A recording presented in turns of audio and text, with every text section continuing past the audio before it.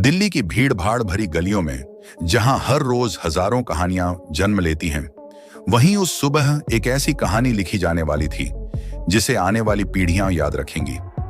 ये कहानी है सत्ता के नशे में चूर एक नेता की और उसके सामने खड़े एक ऐसे जवान की जिसने सिर्फ वर्दी ही नहीं पहनी थी बल्कि दिल में साहस और जुबान पर सच्चाई भी सजाई थी।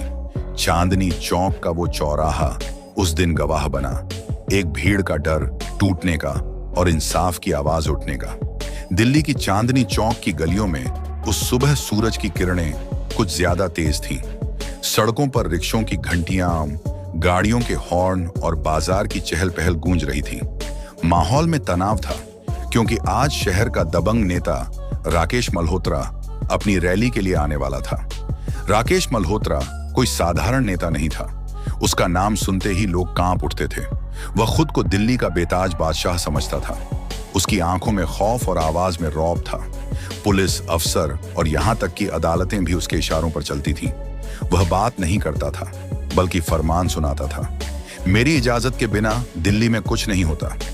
उस दिन चांदनी चौक के चौराहे पर रैली की तैयारियां जोरों पर थीं। राकेश के रंग बिरंगे बैनर पोस्टर लहरा रहे थे और लाउड स्पीकरों से नारे गूंज रहे थे। पुलिस भीड़ को संभालने की कोशिश में थी, लेकिन राकेश का डर हर किसी पर हावी था। कोई उससे टकराने की हिम्मत नहीं जुटा पा रहा था। तभी राकेश की चमचमाती काली SUV चौराहे पर रुकी। उसने देखा कि कुछ पुलिस वाले रास्ता खाली करने में सुस्ती दिखा रहे हैं। बस फिर क्या, वह गाड़ी से उतरा और पुलिस वालों पर बरस पड़ा। तुम लोग मेरे सामने लापरवाही करोगे? उसकी आवाज इतनी तेज थी कि भीड़ सन्न रह गई। गुस्से में उसने एक सिपाही को जोरदार थप्पड़ मार दिया। चौराहे पर सन्नाटा छा गया। लोग एक दूसरे की ओर देखने लगे, लेकिन कोई आगे नहीं बढ़ा। राकेश का खौफ ऐसा था कि लोग जानते थे उसके खिलाफ बोलने वाला शायद कल न देखे। लेकिन तभी चौराहे के एक कोने से एक तेज आवाज गूंजी।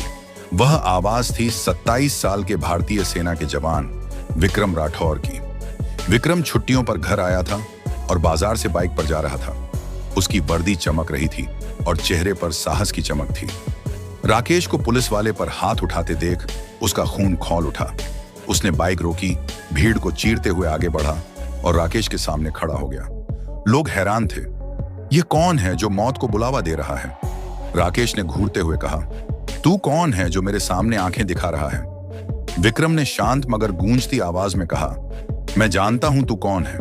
तू नेता है, लेकिन तूने अपनी ताकत का दुरुपयोग किया। तूने पुलिस को अपमानित किया जो जनता की सेवा करती है। मैं सेना का जवान हूं और मैं किसी निर्दोष को जलील होते नहीं देख सकता। विक्रम की आवाज में ऐसी ताकत थी कि भीड़ हिल गई। राकेश का चेहरा गुस्से से तमतमा उठा। उसने कहा, ऐ फौजी, यहां मेरी सत्ता चलती है। पुलिस, कोर्ट सब मेरे इशारे पर नाचते हैं। अपनी हद में रह। विक्रम की आंखें आग उगल रही थीं। उसने कहा, मेरी हद सरहद पर तय होती है। जहां मैं दुश्मनों से लोहा लेता हूं वहां मैं मौत से नहीं डरता, और तुझ जैसे लोगों से तो बिल्कुल नहीं। विक्रम की बातों ने चौराहे का माहौल बदल दिया। भीड़ में खुसर पुसर शुरू हो गई। राकेश ने अपने गुर्गों को इशारा किया, इस फौजी को पकड़ो। लेकिन विक्रम अडिग रहा। उसने सख्त स्वर में कहा, जो मुझ पर हाथ डालेगा उसका बुरा हाल होगा। भीड़ में खड़े लोग, बूढ़े, बच्चे, औरतें विक्रम को देख रहे थे। उनके चेहरों पर उम्मीद की चमक थी।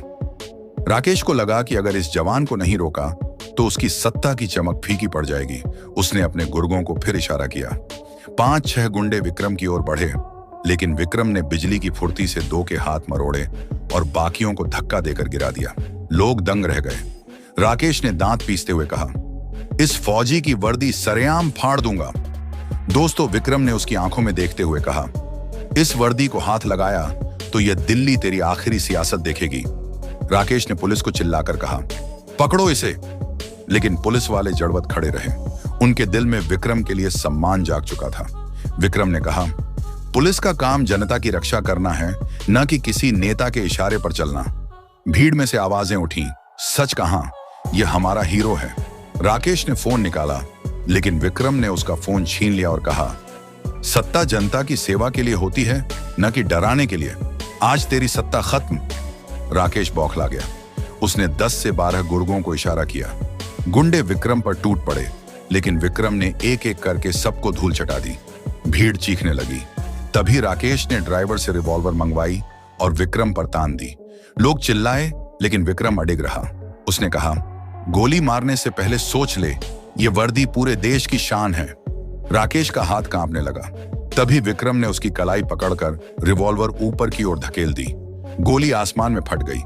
विक्रम ने रिवॉल्वर छीनकर फेंक दी और कहा, अब जनता तय करेगी कि तेरा क्या करना है। भीड़ में नारे गूंजे, जय जवान, जय भारत। लोग विक्रम के पीछे खड़े हो गए। राकेश के गुर्गे भाग खड़े हुए। विक्रम ने कहा, सत्ता जनता देती है और जनता ही छीन सकती है। तभी सायरन की आवाजें गूंजी। काले शीशों वाली गाड़ियां चौराहे पर रुकी। लोग डर गए, लेकिन सबसे आगे दिल्ली का नया कलेक्टर अजय वर्मा उतरा। उसने भीड़ को शांत किया और विक्रम से पूरी बात सुनी। भीड़ ने एक स्वर में विक्रम का समर्थन किया। कलेक्टर ने गुस्से में कहा, राकेश, तूने जनता को डराया, पुलिस को अपमानित किया और एक फौजी पर बंदूक तानी। तेरा अपराध माफ नहीं होगा। राकेश चीखा, मेरे पीछे बड़े लोग हैं। कलेक्टर ने जवाब दिया, सत्ता जनता की होती है, पुलिस, इसे जेल ले जाओ।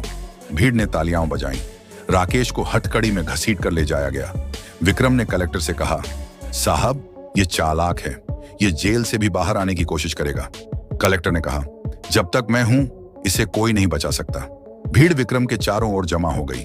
लोग बोले, तूने हमें डर से आजादी दिलाई। विक्रम ने कहा, असली ताकत आप सबकी है। बारिश की बूंदें गिरने लगीं, जैसे प्रकृति भी इस जीत का जश्न मना रही हो।